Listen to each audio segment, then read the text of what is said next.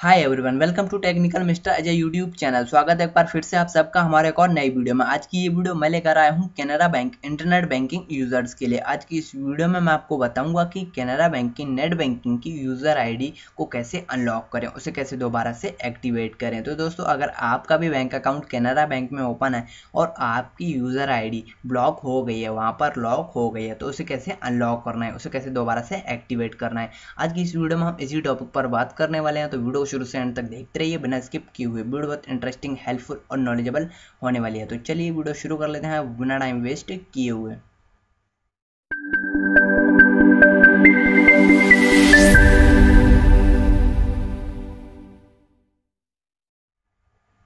तो दोस्तों, Canara bank internet banking की यूज़र आईडी को अनलॉक करने के लिए, उसे दोबारा से एक्टिवेट करने के लिए सबसे पहले आपको अपने मोबाइल फ़ोन में गूगल क्रोम ब्राउज़र को ओपन कर लेना है और उसके बाद आपको आ जाना है कैनरा बैंक की ऑफिशियल वेबसाइट canarabank.com पर आ जाना है। तो यहाँ पर मैं टाइप कर देता हूँ, गूगल में आकर टाइप कर देना है आपको canarabank.com और सर्च कर लेना है। जब आप सर्च करोगे तो आपके सामने कुछ इस तरह की वेबसाइट की विंडो पेज डिस्प्ले हो जाएगी। कैनरा बैंक की ऑफिशियल वेबसाइट की विंडो पेज डिस्प्ले हो जाएगी। तो दोस्तों, यहाँ पर लास्ट में आपको मिल जाएगा नेट बैंकिंग। तो आपको नेट बैंकिंग पर क्लिक कर देना है। उसके बाद आपके सामने दो ऑप्शंस आ जाएंगे, यहाँ पर आ जाते हैं। यहाँ पर देख सकते हो नेट बैंकिंग रिटेल और नेट बैंकिंग डेस्कटॉप साइट। तो आपको दूसरा वाला नेट बैंकिंग डेस्कटॉप साइट पर क्लिक कर देना है। जैसे ही आप क्लिक करोगे तो आपके सामने दूसरा पेज डिस्प्ले हो जाएगा, Canara bank welcome to net banking का लॉगिन पेज डिस्प्ले हो जाएगा। तो दोस्तों, यहाँ देख सकते हो लॉगिन, यहाँ पर आपको अपनी यूज़र आईडी एंटर करनी है। यहाँ पर आपको अपना पासवर्ड एंटर करना है। जो आपकी कस्टमर आईडी होती है वही आपकी यूज़र आईडी होती है। उसके बाद यहाँ लास्ट में आपको मिल जाता है CME, ये आपका कैप्चा कोड यहाँ पर आपको मिल जाता है। उसके बाद यहाँ पर आपको साइन इन करना होता है। तो इससे पहले मैं आपको दिखा देता हूँ कि हमारी यूज़र आईडी ब्लॉक है, लॉक है, नहीं, वो आपको मैं दिखा देता हूँ। तो चलिए यहाँ पर मैं अपनी customer ID, password, captcha code fill कर लेता हूँ।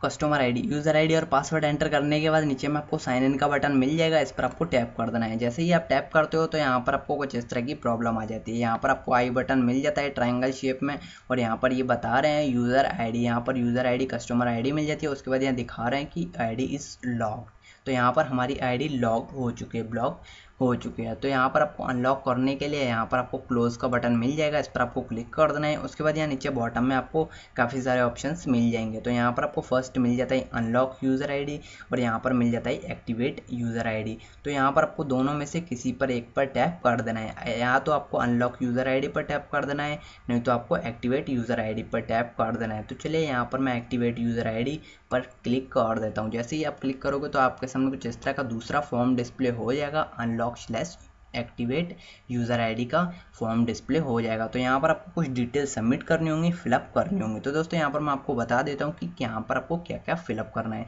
फर्स्ट यहाँ बता रहे हैं यूज़र आईडी, यहाँ पर आपको अपनी कस्टमर आईडी, जो आपकी कस्टमर आईडी होती है वही आपकी यूज़र आईडी होती है, यहाँ पर आपको एंटर कर देनी है। उसके बाद यहाँ पर आपको डेट ऑफ बर्थ एंटर कर देनी है। डेट ऑफ बर्थ जो आपकी बैंक की पासबुक में, जो आपके आधार कार्ड में है, वही यहाँ पर आपको डेट ऑफ बर्थ एंटर करनी है। उसके बाद यहाँ नीचे में मिल जाता है IMA, यहाँ पर आपको दो बटन मिल जाते हैं। First retail user, second corporate user. तो यहाँ पर आपको अगर सेविंग जीरो बैलेंस का अकाउंट है, सेविंग अकाउंट है, तो आपको रिटेल सेलेक्ट करना है। अगर आपका बिजनेस अकाउंट है, करंट बैंक अकाउंट है, तो यहाँ पर आपको कॉर्पोरेट यूज़र को सिलेक्ट करना है। उसके बाद यहाँ नीचे में मिल जाता है अनलॉक माई अकाउंट यूजिंग, यहाँ पर सिलेक्ट का बटन मिल जाएगा। यहाँ पर आपको दो चार डॉक्यूमेंट्स देखने को मिल जाएंगे। फर्स्ट आधार कार्ड, पैन कार्ड, पासवर्ड और डेबिट कार्ड।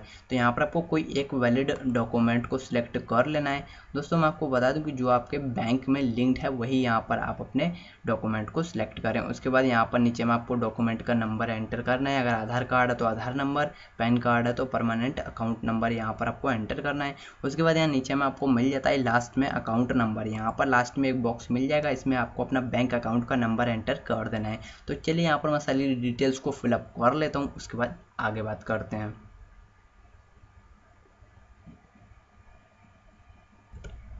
तो दोस्तों, यहाँ पर आपको सारी डिटेल्स फिलअप करने के बाद उसके बाद यहाँ नीचे बॉटम में आपको दो तीन बटन देखने को मिल जाएंगे। फर्स्ट क्लियर, सेकंड मिल जाता है अनलॉक यूज़र और दूसरा मिल जाता है एक्टिवेट यूज़र। तो आपको सेकंड वाला बटन जो एक्टिवेट यूज़र, इस पर आपको क्लिक कर देना है।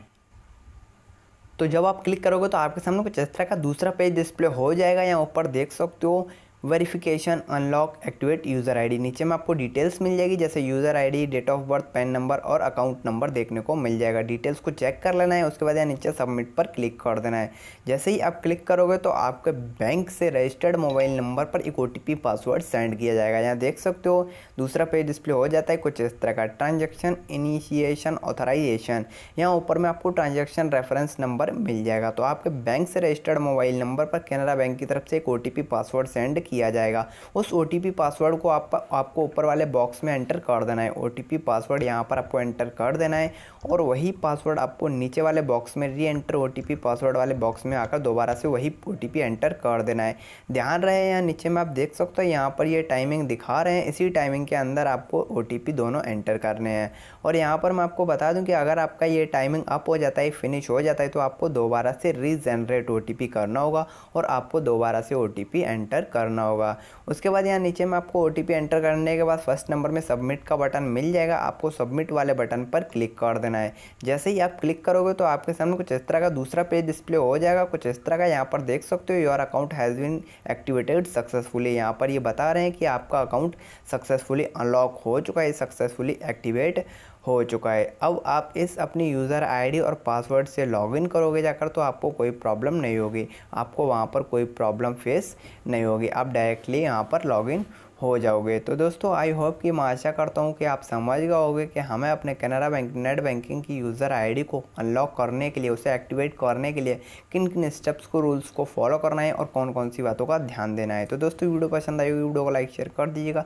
चैनल पर पहली बार चैनल को सब्सक्राइब करने के साथ साथ नोटिफिकेशन बेल को दबाकर ऊपर ऑल पर क्लिक कर लीजिएगा, ताकि मैं ऐसी कोई भी नई वीडियोज़ अपलोड करूँ उसका नोटिफिकेशन आपको सबसे पहले मिले। तो चलिए दोस्तों तब तक के लिए बाय बाय, फिर मिलता हूँ मैं एक और अगली नई वीडियो में एक नए टॉपिक के साथ। जय हिंद।